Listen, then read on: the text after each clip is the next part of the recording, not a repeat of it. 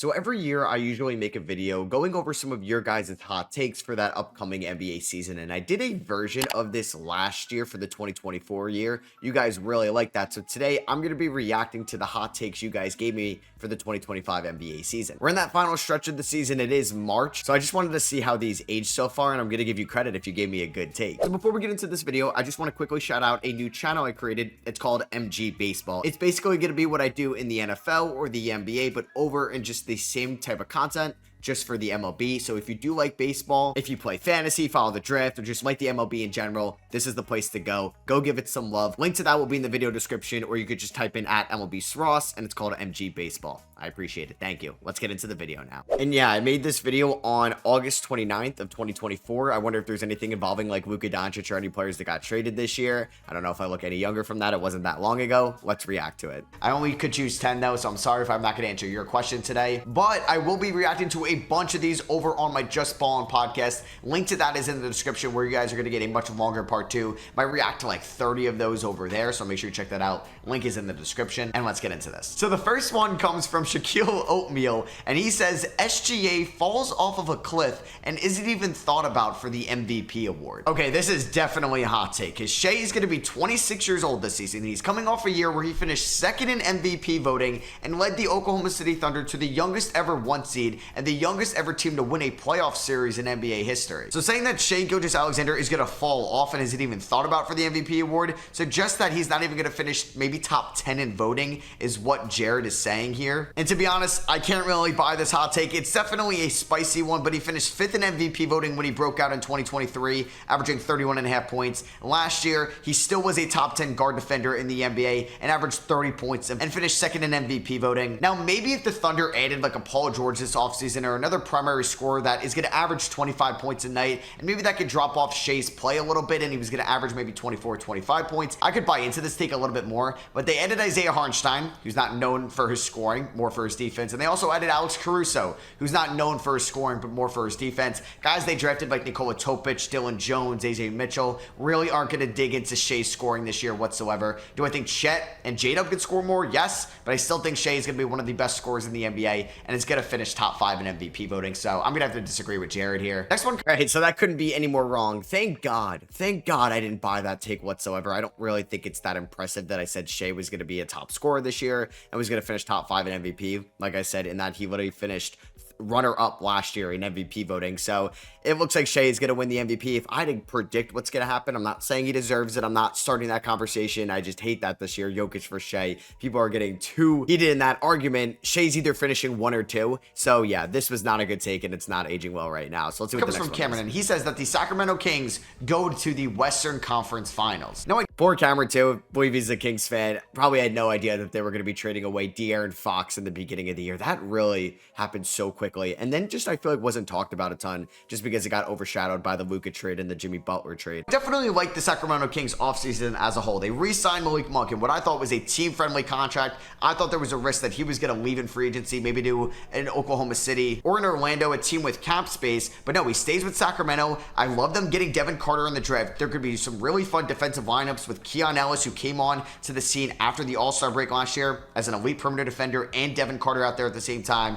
And they added DeMar DeRozan as well. This team struggled outside of Fox and Sabonis for guys to create their own shots sometimes, and DeRozan has had that playoff experience and is still a very efficient 20-point per game scorer in this league, and that is a great add for Sacramento. He was 34 last year, but he averaged 38 minutes a night. He led the NBA in minutes per game. This Kings team has its talent, and if Keegan Murray takes another step to being an elite 3-and-D player, and maybe they get a breakout season from a Colby Jones or an Isaiah Crawford or an Isaac Jones or one of those guys that's a recent second-round pick, this team does have the talent to go to the Western Conference Finals. Now, they do need to get kind of lucky with their seeding. If they're in the play-in tournament, I gotta disagree with this. If they're going up against OKC, probably Dallas or Minnesota in round 1, I gotta disagree with it as well. I do think there's a chance this team could upset Denver or Phoenix or Memphis in round number 1, so it definitely has to align with the seeding. It's a hot take from Cameron. I could definitely see it happening, but they need a little bit of luck on their side. All right, so this one definitely doesn't seem super likely either. They are 33 and 32 the moment I'm recording this. They are 14th in the NBA net rating. They have not had Sabonis for a couple of games.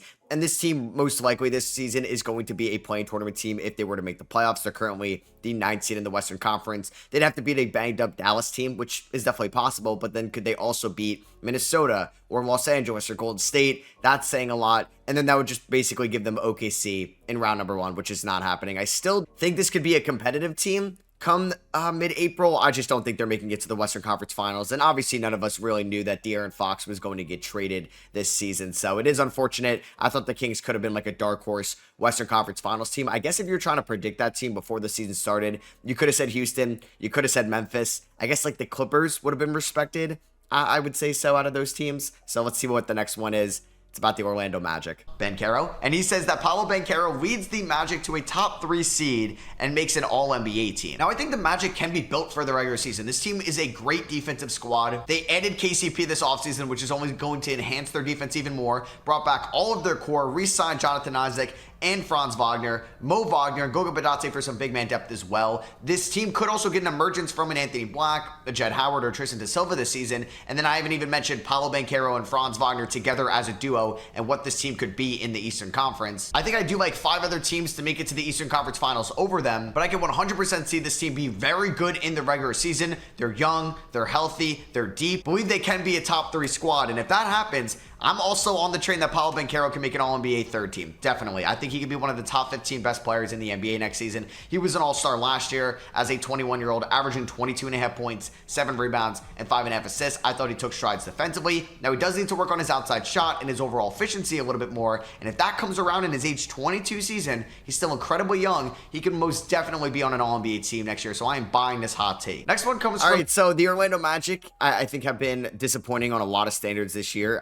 for, I guess, a couple reasons. There are 5 games under 500. They are 31-36, but it's also in part because of all the injuries they've had with Franz and Paolo Banchero, who can't make an All-NBA team because he's not going to hit 65 games. They missed a good chunk of the year. Jalen Suggs barely played this season. Guys did really not take steps offensively. And you didn't really get Anthony Black stepping up. You definitely didn't get Jed Howard stepping up. I think Cole Anthony and Tristan Da Silva have been good pieces for their roles, but you're asking way too much out of those guys for what you think you can get out of them. And yeah, Orlando's been disappointing. They're not going to end up as the 3 seed. 5 games under 500. They're still an elite defense, which we touched on in that hot take, but man, they are horrible offensively. 28th in the NBA in offensive rating. They're the worst 3-point shooting team, and that's not a recipe for success in the year 2025. You got to be able to shoot the 3 ball. So let's see what this next one is about, and it looks like the Miami Heat.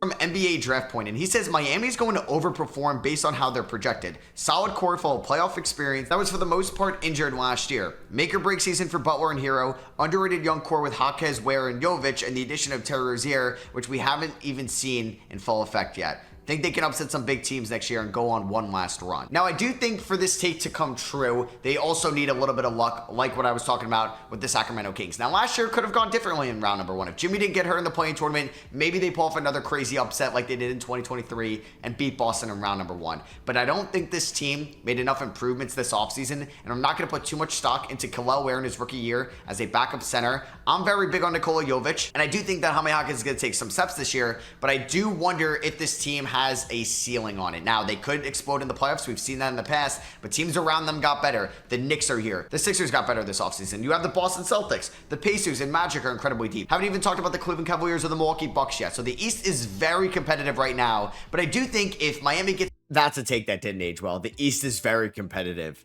Oh my God. Yeah, well, we got 6 teams that are above 500 in the East. We got 9 that aren't. That's terrible.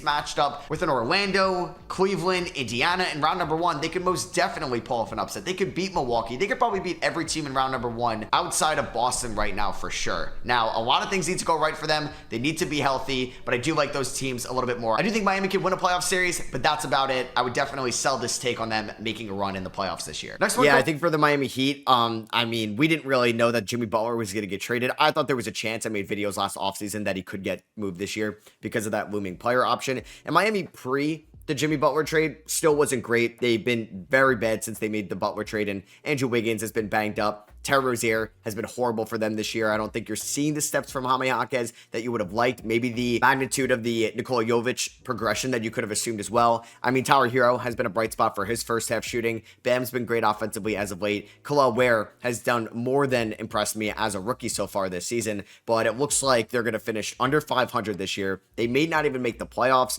I mean, that's a good thing because their pick is lottery protected for their future outlook, but yeah, this take has not aged well. And I did say, yeah, the Miami Heat could beat Cleveland in a playoff series. That take is not aged well. Comes from IB, and he says James Harden will have a career resurgence and become an all-star again, averaging 21 points, 11 assists, and 8 rebounds a night. So I can definitely see James Harden's numbers improving next year. Obviously, right? Paul George left in free agency. There's going to be 24 more points per game opened up. Now, they did add Derrick Jones Jr. and Chris Dunn and some other names this offseason, but James Harden is in a prime position to average the most amount of points he's had in 2 years. We say this every offseason. This is going to be the year that James Harden reverts back to what he was in Houston. I don't think we're going to see that Harden anymore. Maybe we get glimpses of what he was in his early days in Philadelphia or his days in Brooklyn even. I don't think he's going to be nearly the scorer he was in Houston. I could see him averaging 21 points again because 16 last year did seem a little bit low for Harden. Now that he's the clear number 2 option, he could average over 20 points per game. And in maybe a Kawhi Leonard injury, which seems to happen every year. And Harden is in line to be the number 1 scoring option in LA. So I actually do think he averages over 20 points per game this year, but I do not think he's going to be an all-star. It's a loaded Western Conference, and I don't think the Clippers are going to get 2 all-stars. So maybe if Kawhi isn't an all-star, Harden could get in. But if Kawhi is getting in, I don't think Harden will as well. We got a new... Okay, so I think that does make some sense. And Harden is averaging 22 points, 6 rebounds, and about 9 assists. So not the stat line that person came up with, but pretty close to it. Now, the efficiency has not been kind of Harden this year. 39% from the field, 34% from 3. And he's definitely not looking like what he did in the Houston days. But like I said, those early Philly days, maybe the Brooklyn days, and I think we've gotten glimpses of that Harden this season. And since Kawhi Leonard wasn't an all-star, we did see James Harden as an all-star this year as well. Was a little shocked he made the all-star game, but you know what? The Clippers have been a team that overachieved in the first half of the year, and I'm glad he got another one because I do want to appreciate James Harden before he retires in a few years. So this is definitely one of the better takes that has aged well so far. New York one here, and it's from Anthony Volpe Enthusiast, and he says Jalen Brunson takes the Knicks to the finals and wins the MVP award. As a Knicks fan, obviously, I would love this hot take to come true. I do remember last year in a hot take video talking about... Also, this came out on August 29th. Cat and Randall weren't traded for about a month after this.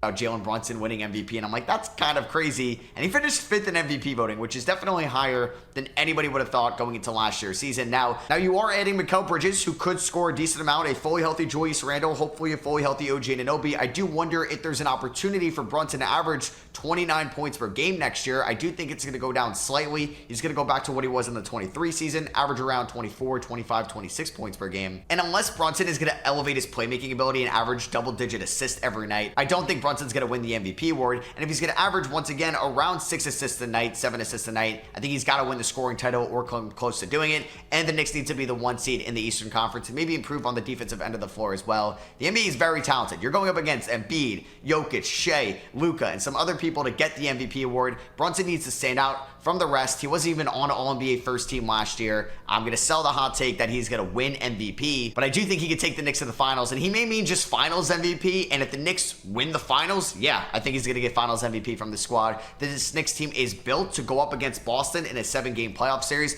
They have the wing defenders in Mikal Bridges and OG Anunoby to go up against Jaylen Brown and Jason Tatum. I think they match up well against Milwaukee and Philadelphia, and basically any team in the NBA, to be honest with you. They do lack a little bit of size in that front court if they're going up against an Embiid, though, or Jokic or Giannis in the playoffs, but I do think they have the offensive game and the defensive game to make a run. So yeah, I think the Knicks can win the finals this year. Next one comes from... All right, so this take, I mean, it was definitely hot, and it stinks because if Jalen Brunson does only, I think he's got to play, 4 more games this year if he wants to make an all-NBA team. So there's a chance that may not happen because he's currently out with an ankle injury right now. Now, if the Knicks had like the OKC Thunder or the Cleveland Cavaliers record, there could be a case for Jalen Brunson to win MVP. Probably not getting MVP over Jokic with these numbers, 26 points, 7 assists, and 3 rebounds. But I think Brunson definitely could have made all-NBA first team again this year, which makes him a top 5 player in the league just for this regular season because he's efficient. He's the number 1. He was on pace to winning clutch player of the year as well. So he's the clutchest player in the sport. But yeah, I was really high on Mikal Bridges as a wing defender for this team. It's been very up and down this year. I said they can compete with anybody in the NBA, and they're 0-7 against the Cavs, the Celtics, and the Thunder this year. And most of those games have been blowouts. So I think everybody was on that, though, that the Knicks were probably the second best team in the Eastern Conference after the Boston Celtics. I'm scared to see my season prediction video because I think I remember having them maybe the best team in the Eastern Conference going into the year for the regular season, and that's probably going to age like milk. So next one we got about the LA Lakers here. From Zach, and it's a Lakers hot take. He says that JJ Redick wins Coach of the Year as he gets the Lakers to win the Pacific Division and be a top 3 seed in the Western Conference, with Dalton Connect helping be that third scoring option that Bron and AD need. Now, I actually do like the last take he mentions here. I think Dalton Connect is a sneaky Rookie of the Year candidate. He's going to be someone that's NBA ready as a 3-level scorer. I think he's going to be an elite 3-point shooter as a complimentary piece for LA this year. We'll see how good the numbers are because you do have Rui Hachimura, Austin Reeves, and D'Angelo Russell for some scoring to go around, but I do think that Dalton Connect is going to make an immediate impact for this Lakers team, something they desperately need. JJ Redick winning Coach of the Year. Now, it definitely has the narrative behind it, and if the Lakers are a top 3 seed in the Western Conference, that could definitely happen, but I don't think they will be, so I'm going to sell that hot take, and I don't think that they win the Pacific Division either. I do like Sacramento and Phoenix more than LA throughout the regular season, and if one LeBron or AD injury happens, it is going to be tough for them to recover, but I do think in the long run, JJ Redick is going to be a good head coach in this league, and I do think them being a 3 seed next year and winning the Pacific Division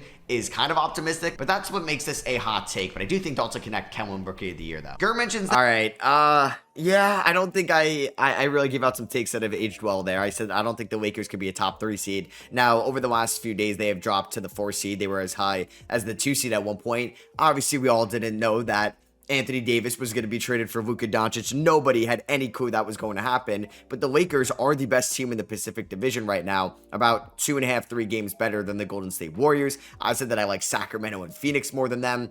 I mean, with Anthony Davis, before that trade went down, they were better than both those teams as well. So honestly, those takes that I gave out haven't really aged well. JJ Redick is not going to win Coach of the Year just because of what Kenny Atkinson is doing in Cleveland, but there is a chance he could finish number 2. He's going to be up there in the voting, and the Lakers have been one of the better teams in the Western Conference this year. So I think that guy was onto something. Me, not as much.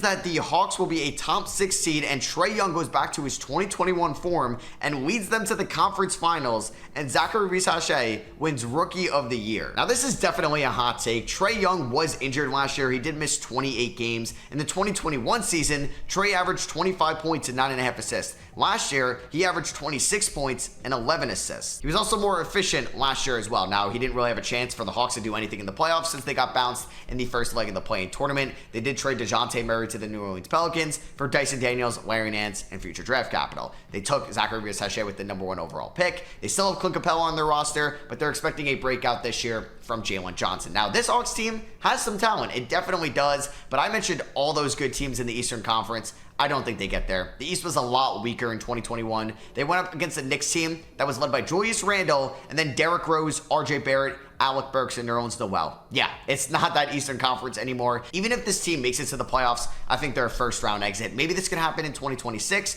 We'll see what happens with them in the 2025 offseason, but I think it's more likely that Zachary Resurgence wins Rookie of the Year than any of those first takes in this tweet happen. Second to last one. All right, so that one also has aged, I think, poorly for the first part, but yeah, I think Resurgence can have a case for Rookie of the Year at the end of the season. I think he's been a top 3 rookie this year, and honestly, should give Stephon Castle a run for his money for the Rookie of the Year award over the last month of the year, because Resurgence has been great over his last 20-plus games. Trae Young was an all-star this year, but I don't think has, cemented himself as a top 15 player in the NBA, and the Hawks may make the playoffs. They want to. They don't own their first-round pick this year. They are flirting with 500, even with no Jalen Johnson at the moment. They're just not making it to the conference finals because they're going to draw Boston or they're going to draw Cleveland in round number 1. They're not going to pass Detroit in the standings, in my opinion, over the last month of the season. So yeah, they're going to get a really tough round 1 matchup, and I can't see them making it to the conference finals. So yeah, that person was very high on the Hawks. It's not coming true. Comes from David, and he says that Zion Williamson will end up top 3 in the MVP voting. Now, I don't think this is crazy whatsoever. What if the Pelicans have an elite regular season? Zion kind of reverts back to his stat line from year number 2 in this league and can be a very efficient 26, 27 point per game scorer. And the Pelicans are one of the best seeds in the Western Conference. Jalen Brunson got top 5 MVP votes last year, finished 5th in MVP voting. That could happen with Zion Williamson this year. So I think this is a hot take, and I kind of like it. I do think that there could be a wild card in the top 5 MVP voting again this year, and why not let it be Zion Williamson? Now, they kept Brandon Ingram this offseason, so we'll see if there's enough scoring to go around for Zion to average close to 30 points per game, but he looked healthy. He looked great last year. It looks like he lost some weight this offseason as well. I think this could be a big year for Zion Williamson and the New Orleans Pelicans. And then you know what happened? He got hurt like every single year so far with Zion Williamson. I mean, yeah, the Pelicans are not going to be a sneaky top seed in the Western Conference this year. They're 18-49. Now, everybody got hurt. Literally, everybody got hurt at one point this year. They traded away Brandon Ingram, and Zion got hurt. He was suspended at one point by a game from this team. But Zion has been incredible when he's been on the floor this year. Just 28 games played. You're never going to win MVP with that. But 24 points, 7 rebounds, 5 assists, 56% from the field. If you even look at Zion's per 36, because he's only playing 28 minutes a night, man, Zion could be averaging 30 points per game. He definitely would have been an all-star this year with those numbers. So it's just injuries yet again got ahead of Zion Williamson, and they're going to ruin his chance at getting any more awards to his resume so far in the league. So let's see what the final hot take. Last hot take comes from Joe. He says Steph has an MVP season, Kuminga becomes a legit second scoring option, and the Warriors go on a miraculous run to win the NBA title, and Steph gets another Finals MVP and is in the GOAT debate. Now, I would love for this to happen. I would love for Steph to get one more Finals MVP, get his 5th ring, because he could actually be talked about as a top 5 player of all time if he wins it all with this core. Now, maybe if they went out and got Larry Markin in this offseason, I could see that, or landing Paul George or Jimmy Butler. But this Warriors team does lack a number 2 scoring option. Klay Thompson is now a Dallas Maverick. They've replaced him with D'Anthony Melton and Buddy Hield. Now, I did tweet out that I do think this is one of the deeper Warriors rosters we've seen since that 2022 season,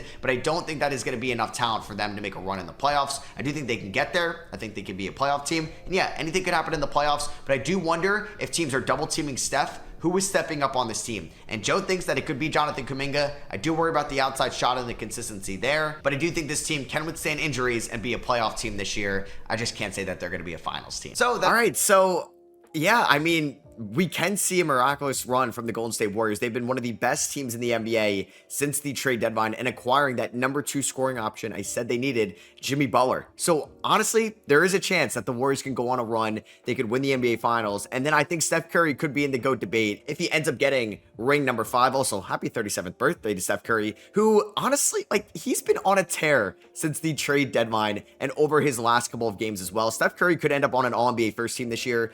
You could see in the month of February, 30 points on 62% true shooting for a point guard, 26 points on 67% true shooting in March. He's had some vintage Steph Curry games. He's not going to win MVP this year, but there is a chance he could make All-NBA second team, maybe even All-NBA first team. And there is a chance the Warriors could go on a run this year. They're getting Kuminga back now. This is still a very deep roster, even after the moves they made this year. And I would love to see it happen. It'd be a really cool story. So yeah, that is going to be for me. I hope you guys did enjoy. If you did, I would appreciate you dropping a thumbs up. Let me know how these hot takes you think have aged down below. Do you agree with any of these? Do you disagree? Let me know. Hit that subscribe button if you're not already. And thank you again if you do check out my baseball channel that I launched. Link to that is in the description as well. And I'll catch you guys in the next one.